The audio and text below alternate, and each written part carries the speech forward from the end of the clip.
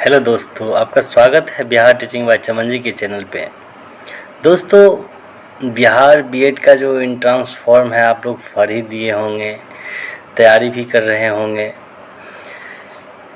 और तैयारी के सिलसिले में आप लोग हिंदी का पूरा चैप्टर पढ़ लिए थे। एक चैप्टर बचा हुआ था, अनेक शब्दों के एक शब्द। तो आज मैं उसे लेकर आया हूँ आप लोग के सामने। आइए हम लोग पढ़ते हैं कि अनेक शब्दों के लिए एक शब्द क्या क्या होते हैं। सबसे पहला, जिसका आदि ना हो मतलब अनादि, जिसका अंत ना हो अनंत, जिसके आने की तिथि निश्चित ना हो उसे कहते हैं अतिथि, जिसे जीता ना जा सके उसे क्या कहते हैं अजय, जिसके समान कोई दूसरा ना हो अद्वितीय नहीं, जो पहले कभी नहीं हुआ उसे क्या कहते हैं अभूतपूर्व, जिससे के टुकड़े न हो सके उसे क्या कहते हैं अखंड, जो गाए जाने योग्य न हो अगेय, जिसकी गहराई का पता न हो उसे कहते हैं अथाह, जो बीत चुका उसे क्या कहते हैं अतीत, जो सदा से चला आ रहा अनवरत, जिसकी कल्पना न की जा सके उसे कहते हैं अकल्पनीय, कम खाने वाले को कहते हैं अल्पाहारी, जिसका जन्म न हो सके अजन्मा। इसी तरह से हम आगे देखते चलेंगे।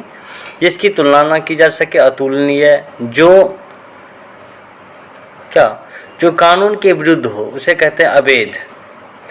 बड़ा भाई को कहते हैं अग्रज, जहाँ जाना संभव न हो अगमन, जिसे कभी बुढ़ापा न आए उसे कहते हैं अजर, जो आँखों के समान न हो उसे कहते हैं अप्रत्यक्ष, जो आँखों के सामने न हो उसे अप्रत्यक्ष कहते हैं, लेकिन जो कभी मरता न हो उसे अमर कहते हैं।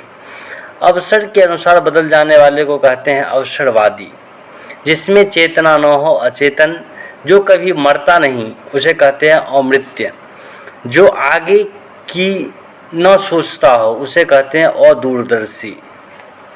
नेक्स्ट देखेंगे हम लोग। नेक्स्ट में है दोपहर के बाद का समय को कहते हैं अपराह्न, अधिक बढ़ा चढ़ाकर कहना अतिशयोक्ति, जो कुछ नहीं जानता हो उसे कहते हैं अज्ञ, जिसमें कुछ करने की क्षमता न हो अक्षम, जिसकी उपमा न हो अनुपम, जिसका निवारण न हो सकता है उसे कहते हैं अनिवारणीय, जिसकी अपेक्षा न हो अनपेक्षित। छोटा भाई को कहते हैं अनुज, जो वाणी द्वारा प्रस्तुत या व्यक्त न किया जा सके उसे कहते हैं अनिर्वचनीय। अपनी प्रशंसा करने वाले को कहते हैं आत्मश्लाघी। ईश्वर में विश्वास रखने वाले को कहते हैं आस्तिक कहते हैं उसे, ईश्वर में विश्वास रखने वाले को। आदि से अंत तक को कहते हैं अधोप्रांत। आदि एक ही व्यक्ति का अधिकार को कहते हैं एकाधिकार, जहाँ कोई दूसरा न हो उसे कहते हैं एकांत, जो अपनी इच्छा पर निर्भर हो ऐच्छिक, कार्य करने वाले व्यक्ति को कार्यकर्ता, क्रम के अनुसार को कहते हैं कर्मानुसार।